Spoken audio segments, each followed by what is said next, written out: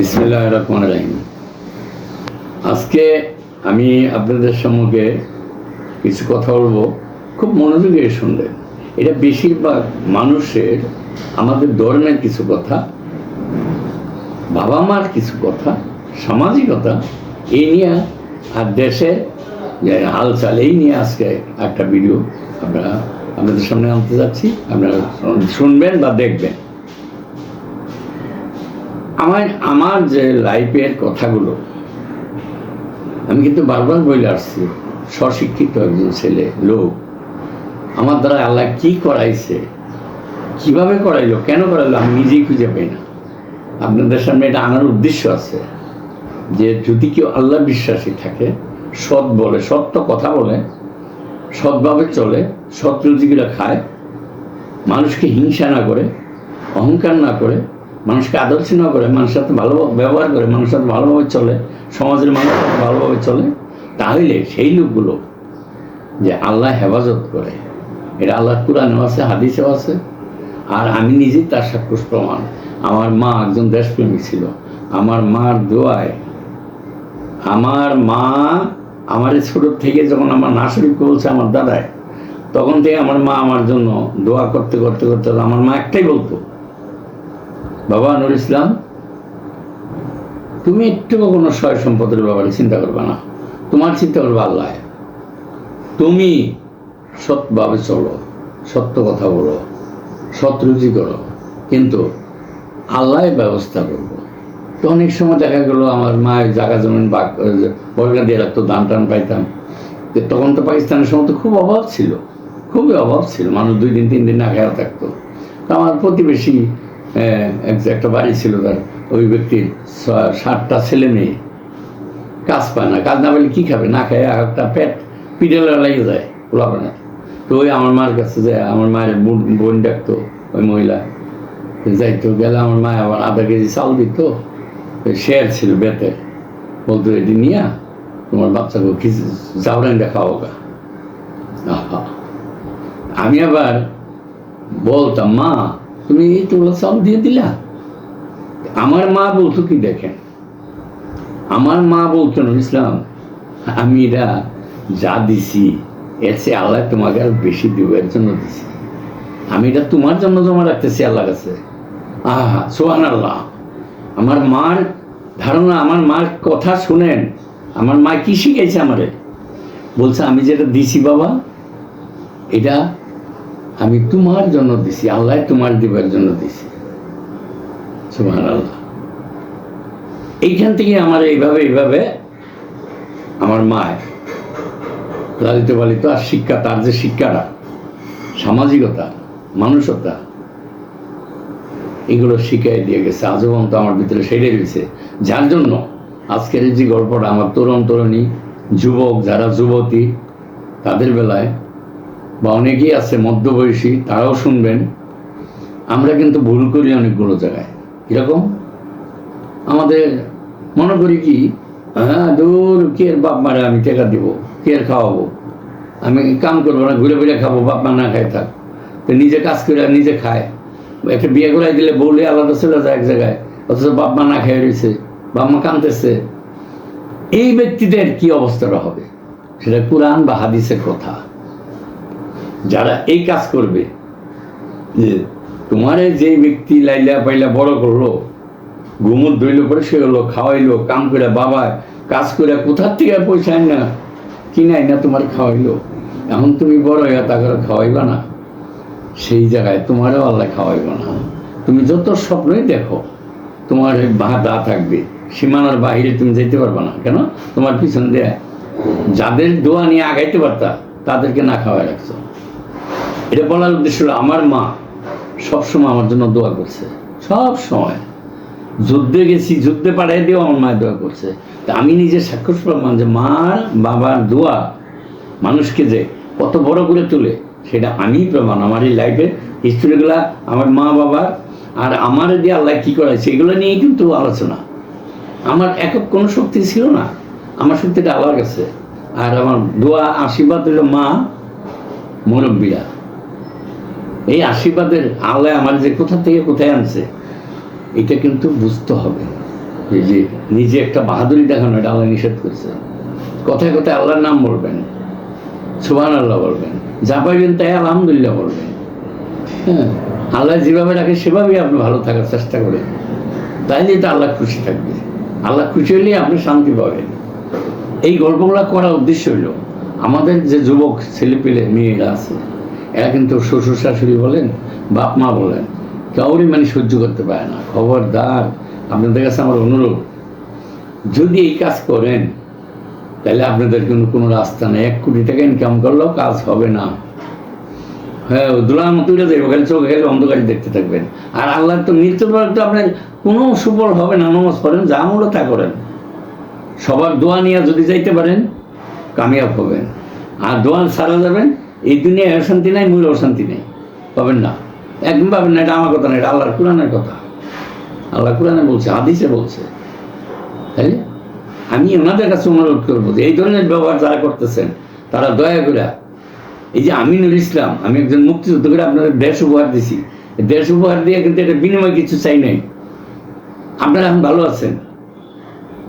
আপনাদের কাছে আমার অনুরোধ, আমার এই ভিডিওটা যারাই দেখবেন তারা বাবা মারে আজকে এইটা দেখার পর থেকেই যদি কেউ ভুল করে থাকেন ক্ষমা চেয়ে নেবেন, ক্ষমা চেয়ে নেবেন।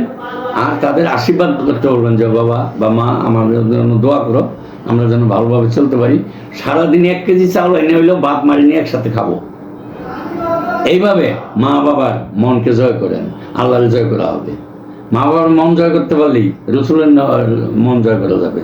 আমার নবীর আল্লাহর ভয় রাখতে হবে ভিতরে, যে আল্লাহ রাখতেছে, আল্লাহ শুনতেছে, তাহলে বেঁচে যাবেন। অনেক জায়গার থেকে বেঁচে যাবেন।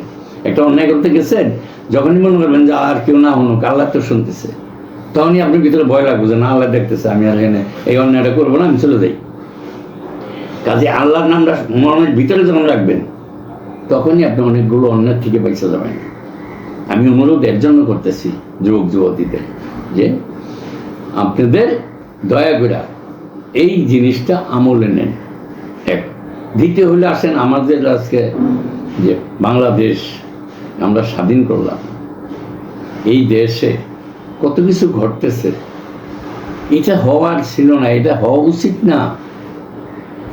দেশ আমাদের, আমরা সব বাঙালি, হোক না 100টা দল করতেছে, এক একজন যার ইচ্ছা সে একটা দল করছে, করুক, রাজনীতি করবে সৎভাবে, সৎভাবে সৎ রাস্তা থেকে রাজনীতি করবে, এটাই তো উচিত। দেশ পরিচালনা করতে হবে, দেশ তো নেতৃত্ব থাকতে হবে। যেরকম সংসারে একটা নেতৃত্ব থাকে বাবা মা, এরকম সমাজের একটা নেতৃত্ব থাকে চেয়ারম্যান মেম্বার, এরকম দেশের একটা নেতৃত্ব থাকে প্রেসিডেন্ট প্রধানমন্ত্রী, তার অধীনে অনেকগুলো মন্ত্রী থাকে, এমপি থাকে। কিন্তু আমরা নিজেরা নিজেদের দেশ, স্বাধীন দেশ, আমরা এখানে নেতৃত্ব দিব, আমরা আমাদের দেশকে সুন্দর করে গড়ে তুলব। সেই জায়গায় আমরা কেন মারামারি করব? একটা জিনিস আজকে দুঃখের সহিত বলতে হয়, এই যে 1-1.5-2 বছর আগে যে ঘটনাটা ঘটল এই দেশে, যুদ্ধবস্তি, বিদেশিদের অর্থের বিনিময়, ইউনূস সাহেব যে এই ধরনের একজন লোক, এত সুন্দর, সে একজন নোবেল বিজয়ী লোক, তার যে সম্মানটা বিশ্বব্যাপী ছিল, উনি টাকা পয়সা দেওয়া ছাত্রদের বা কিছু পোলাপানদের, এই যে কিশোর গ্যাং, এই বিভিন্নগুলোর টাকা পয়সা দেয়, যে আন্দোলন করাইয়া একটা সরকারের হটাইয়া, ভালো কথা, সরকার হটে গেছে ভালো, তুমি কি করলা? আপনাদের কাছে আমার প্রশ্ন এটা, ইউনূস সরকার কি করলো? শেখ হাসিনা খারাপ করছে, খেলা নিলাম, অনেক মানুষ মেরে লিখছে, এখন ইউনূস সাহেব কি করলো বলেন? এই যে পুলিশ মূল্য, 1700 পুলিশ মূল্য বিচার ইউনূস সাহেব করছে, করে নাই, বলে নাই। কত কিছু লুট হয়েছে, ইউনূস সাহেব বলছে, বলে নাই। নেটওয়ার্ক আগুন দিছে, বলছে, বলে নাই। কত জায়গায় কত গাড়ি ঘোড়া ফ্যাক্টরি জ্বালাই দিছে, আজকে শত হাজার হাজার মানুষ বেকার হয়ে গেছে, ফ্যাক্টরি জ্বালাই দিছে। যেখানে ফ্যাক্টরি তৈরি করবো সেখানে আরো জ্বালাই দিছে, ফ্যাক্টরি বন্ধ করে দিছে। কি হইল? আমার এই কথাগুলোর জবাব আপনারা খুঁজা বাই করবেন কিন্তু, কারণ ওনার কি করণীয় ছিল? আমাদের গণ্যমান্য ব্যক্তিরা বা গুণীজনরা ওনারে বসাইলো কেন? উনি একজন নোবেল বিজয়ী, উনি পুরা বিশ্বে পরিচিতি আছে ভালো। উনি যদি এখানে ক্ষমতায় বসেন তাহলে বাংলাদেশ তাড়াতাড়ি অল্পতেই আর আগে যাবে, অর্থনৈতিকভাবে ডেভেলপ হবে। হইলটা কি? হাজার হাজার কোটি টাকা আরো ধ্বংস করে দিল, লাখ লাখ কোটি টাকা আরো দেনা করলো বিভিন্ন রকমভাবে মানুষ মহিলা একটা অরাজকতা সৃষ্টি হয়ে গেল, দর্শন শুরু হয়ে গেল। একটা স্কুলের ভিতরে ছাত্র মহিলা গেল, কত ছাত্র মারা গেল, ওটার কোনো তদন্ত সে করে নাই। পুলিশ বললো এটা তদন্ত করে নাই। রাস্তাঘাটে কত মানুষ মাইরা ফেলা দিয়েছে, তদন্ত করে নাই, কোন জিজ্ঞাসা করে নাই উনি যে কেন মারো। এইগুলো কিন্তু অ্যাকচুয়ালি কি জানে, এটা হইলো ব্যক্তিগত ক্ষোভের উপরে মানুষ এই কাজটা করে। কিন্তু আসেন, আল্লাহ সবাইকে জ্ঞান দেব বোঝার মতো, আর ওনারও আল্লাহ হেদায়েত করুন। আর আমি চাই বর্তমান যিনি আমাদের সেক্টর কমান্ডার ছিলেন মেজর জিয়াউর রহমান সাহেব, উনি নেতৃত্ব দিচ্ছেন যুদ্ধে, ওনারই ছেলে তারেক জিয়া সাহেব আজকে প্রধানমন্ত্রী হয়েছেন। আমরা অনেকটা আশাবাদী ইনশাল্লাহ। আমি একজন মুক্তিযোদ্ধা হিসেবে আমি ওনার কাছে দাবি রাখবো যেন এই যে এইসব ঘটনাগুলোর সম্পূর্ণগুলো তদন্ত যেন উনি করেন।